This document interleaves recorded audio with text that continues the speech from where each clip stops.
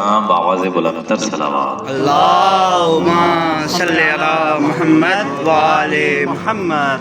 تمام زائرین کی صحت و سلامتی کے لیے بھی صلوات۔ اللہم صلی علی محمد وآل محمد۔ خصوصاً جو ہمارے کارواں میں ضعیف ہیں ان کے لیے خصوصی صلوات۔ اللہم صلی علی محمد وآل محمد۔ اعوذ باللہ من الشیطان الرجیم، بسم اللہ الرحمن الرحیم، الحمدللہ رب العالمین۔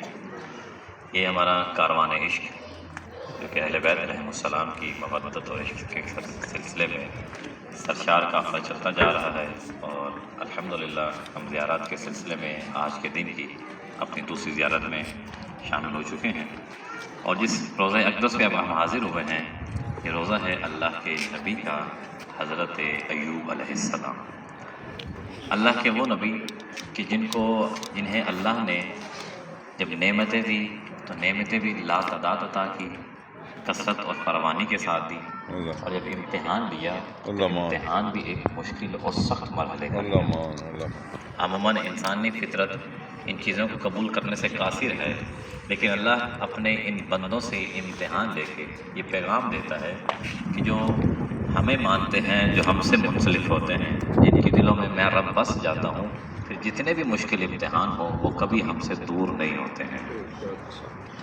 جناب ایوب علیہ السلام اللہ کے وہ نبی ہیں کہ جنہیں اللہ نے بہترین قسم کی اولاد عطا کی تھی، بہترین قسم کی زمین عطا کی تھی، غلہ بھی دیا تھا، مویشی بھی دیے تھے، اور ایک بہترین اور خوشحال زندگی بسر کر رہے تھے، اور اس خوشحالی کی زندگی میں بھی اللہ کی بارگاہ میں شکر ادا کرتے تھے۔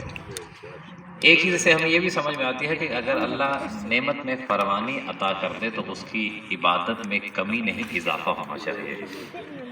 تو جناب ایوب علیہ السلام اسی طرح سے عبادت الہی میں زندگی بسر کر رہے تھے اور شکریہ ادا کر رہے تھے اللہ کی دی ہوئی نعمات پر۔ اب تاریخ کہتے کہ شیطان نے پروردگار کی بارگاہ میں عرض کی کہ میرا اللہ، یہ تیرا بندہ جو ایوب ہے یہ تیرا شکر ادا کرے اس لیے کہ تو نے اسے کوئی تکلیف دی ہی نہیں ہے، اس کے پاس نعمتیں ہی نعمتیں ہیں، مالا مال ہے، اور یہ تیرا شکر تو تب چھوڑے کہ تب اس پہ کوئی مشکل آئے تو اس کے اوپر مشکل ہی نہیں ہے۔ تو اللہ نے کہا ٹھیک ہے، میں اپنے بندے کا امتحان لیتا ہوں۔ جناب ایوب علیہ السلام کے سب سے پہلے جو ہیں آپ کے جانور مرنا شروع ہوئے، سینکڑوں کی تعداد میں جانور تھے۔ جناب ایوب کے ایک دن میں 2 جانور مرتے ہیں۔ اللہ کا نبی ہے، مسلط الہی سے آگاہی رکھتے ہیں۔ جانوروں کا مرنا ہے کہ جناب ایوب اپنی زندگی میں 2 سجدوں کا اضافہ کر دیتے ہیں اور کہتے ہیں کہ پروردگار تیرا مال ہے، اگر یہ چلا گیا ہے تو میں تیرا شکر ادا کرتا ہوں، اس میں تو نے میرے لیے کوئی بہتری ہی رکھی ہوگی۔ 2 جانور اور مرتے ہیں، 4 جانور مرتے ہیں۔ جیسے جیسے جانور جاتے رہے جناب ایوب کی عبادت میں اضافہ ہوتا چلا گیا۔ شیطان نے دیکھا تو اللہ نے کہا دیکھ میرا بندہ تو ابھی بھی عبادت کر رہا ہے، پروردگار اس کے جانور گئے ہیں، ابھی اس کی زمین باقی ہے، کھیتی باڑی کر رہا ہے، اسے انکم آ رہی ہے، اس کے لیے بھی مشکلات نہیں ہیں۔ اب تاریخ میں ہے کہ زمینیں بھی بنجر ہونا شروع ہو گئی، لیکن جناب ایوب کی عبادت میں کوئی کمی نہیں، شکر میں کوئی کمی نہیں آ رہی ہے۔ اب زمینیں بنجر ہو گئی، اس کے بعد کہا پروردگار، شیطان کہتے ہیں پروردگار اس کی اولاد کثرت کے ساتھ ہے، اسے بھروسہ ہے کہ اگر چند چیزیں ختم بھی ہو جائیں گی لیکن میرا اولاد میرا سہارا بن جائے گی، یہ میری لیے زندگی کے اسباب جو ضروریات ہیں پوری کرتی رہیں گی، تو لہٰذا ایوب کو فکر نہیں ہے مستقبل کی، یہ اس کی اولاد اس کے لیے کافی ہے۔ اب اللہ نے جناب ایوب علیہ السلام کی اولاد کو آہستہ آہستہ دنیا سے لے جانا شروع کیا۔ یاد رکھیے گا، اگر جو نبی ہے اس کا مطلب یہ نہیں کہ نبی کے پاس بشری تقاضے نہیں ہیں، اولاد کی محبت ویسے ہی ہے جیسے ہمیں ہوتی ہے، مال سے محبت ویسے ہی ہے جیسے ہمیں ہوتی ہے۔ ہاں فرق یہ ہے کہ وہ مقدم پروردگار کی ذات اور ایمان کو کرتے ہیں، اور جو ان چیزوں کو پریشان ہو جاتے ہیں وہ مقدم دوسرے امور کو کرتے ہیں۔ اب جناب ایوب کی اولادیں ختم ہو رہی ہیں، بعض نے کہا کہ 18 کے قریب اولادیں تھیں جناب ایوب علیہ السلام کی، لیکن بچے مر رہے ہیں، دکھ ہے، تکلیف ہے، لیکن پھر بھی کہتے ہیں شکر للہ، پروردگار تیرا شکر ادا کرتا ہوں، تیرا ہی مال تھا، اگر تو نے لے لیا ہے تو مجھے اس پہ کوئی شکوہ نہیں ہے۔ یہاں تک کہ امتحان کے سلسلہ بڑھتا چلا جا رہا ہے، ساری اولادیں ختم ہو گئی۔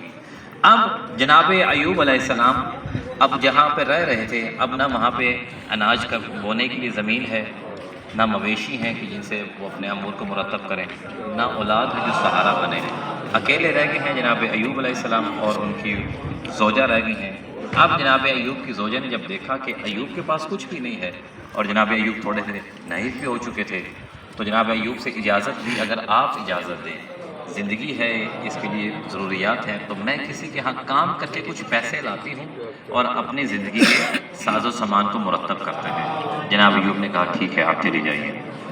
جناب ایوب کی زوجہ جاتی ہیں اور جا کے مختلف گھروں میں کام کرتی ہیں جو تاریخ آتی ہے، یا چھوٹے جو بھی امور تھے، اور کچھ پیسے ملتے تھے، اس کے لیے کھانے پینے کا بندوبست کیا جاتا تھا۔ ان حالات کے اندر بھی ایوب کی تسبیح جاری ہے، شکر للہ، شکر شکر اللہ کا شکر ادا کر رہے ہیں۔ ایک ایسا سبق ہے اس نبی کے ذریعے پہنچا ہے۔ ایسا نہیں ہے کہ اس نبی کا امتحان ہوا تو یہی اس میں کامیاب ہوئے ہیں، اللہ جس سے بھی لیتا، لیکن یہ ہمارے لیے سبق بن گئے کہ اگر ہم سے کوئی چیز چھین جانی چاہیے تو اس کے بدلے میں اللہ کا شکر ہی ہمارا حق بنتا ہے، نہ کہ ہم شکوے کریں۔ جناب ایوب علیہ السلام کی، اور یہاں پہ ایک میں چیز عرض کرتا جاؤں کیونکہ بعض ہماری کتب میں لکھا گیا ہے لیکن علماء نے اختلاف کیا ہے کہ جناب ایوب علیہ السلام کے بدن میں جو بیماری پھیلی اتنی زیادہ ہوگی کہ آپ کے بدن میں کیڑے پڑ گئے، اور یہ ہماری کتابوں میں لکھا گیا ہے۔ اور ہماری کتابوں میں آنے کی وجہ یہ ہے کہ تاریخ ہم تک پہنچی ہے، اس میں ہمارے علماء نے کچھ چیزیں ایسی رکھی ہیں کہ جو دوسرے مکاتب کے فکر کی تھی، تاکہ انہیں یہ نہ لگے کہ یہ تاریخ خالصتاً شیعہ ہے، تاکہ مکس کر کے پیغام آگے پہنچا دیا جائے، بعد میں آنے والے علماء اس میں تفریق کر کے اصل جی میں وہی عرض کرنا چاہ رہا ہوں۔ تو لہٰذا جو ہماری کتابوں میں یہ چیز ہے لیکن علماء نے اب اس کی نفی کیا ہے، اس وجہ سے کیونکہ اللہ کسی نبی کے ساتھ کسی ایسے امر کو جاری نہیں کرتا جس کی وجہ سے لوگ نبی سے نفرت کرنے لگے، لوگ نبی سے دور ہونا شروع ہو جائیں۔ اگر لوگ نبی سے نفرت کر کے دور ہو جائیں گے تو پھر ہدایت کس سے حاصل کریں گے؟ یہ سلسلے ہدایت میں ایک شے ماننے آ جاتی ہے۔ تو لہٰذا نبی کے بدن میں کیڑوں کا آنا اور مرض کا اس قدر بڑھ جانا یہ نہیں ہے، لیکن ہاں بیمار تھے، نحیف تھے، انتہائی کمزور تھے، کام کرنے کی سکت نہیں تھی۔ جناب ایوب کی زوجہ جاتی ہیں ایک جگہ پہ گوشت لینے کے لیے، تو اس کو پتہ چلا کہ جناب ایوب کی ایک زوجہ ہے، اور یہ بھی معلوم تھا کہ جناب یوسف کے خاندان سے ہے۔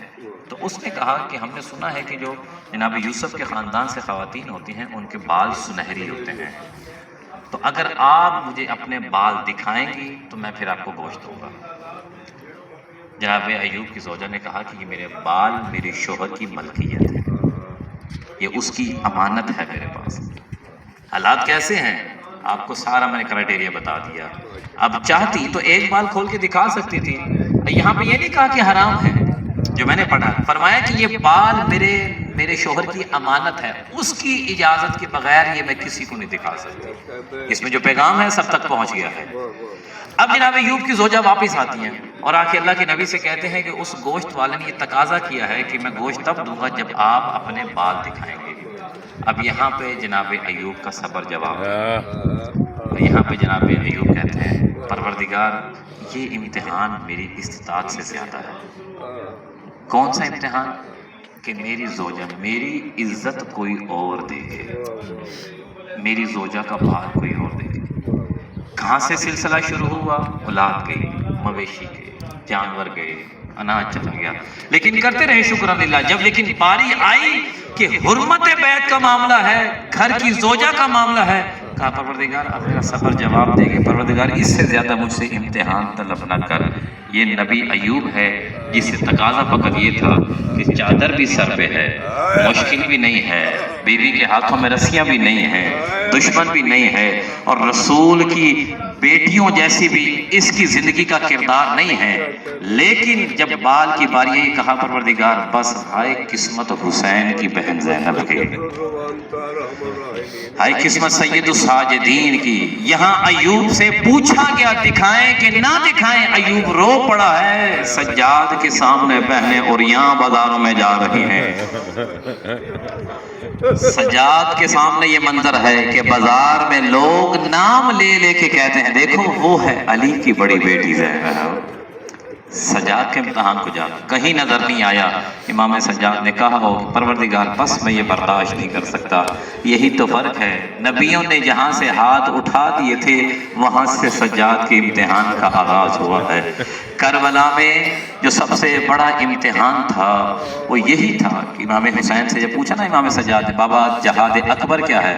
فرمایا سجاد میرا کٹ جانا جہاد اکبر نہیں ہے، اکبر کے سینے سے برچھی نکالنا جہاد اکبر نہیں ہے، اصغر کے گلے کا تیر نکالنا جہاد اکبر نہیں ہے۔ کہا بابا جہاد اکبر کیا ہے؟ کہا سجاد بہنوں کے ننگے سر بازاروں لے کے چلنا یہ جہاد اکبر ہے۔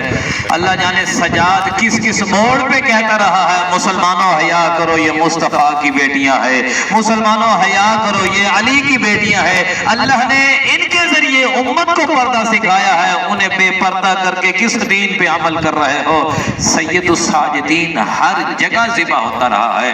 اور ایک عالم جملے پڑھ رہے تھے، فرما رہے تھے میرا سلام ہو اس سید سجاد پر جو کوفہ سے لے کے شام تک ہر بازار میں ذبح کیا گیا۔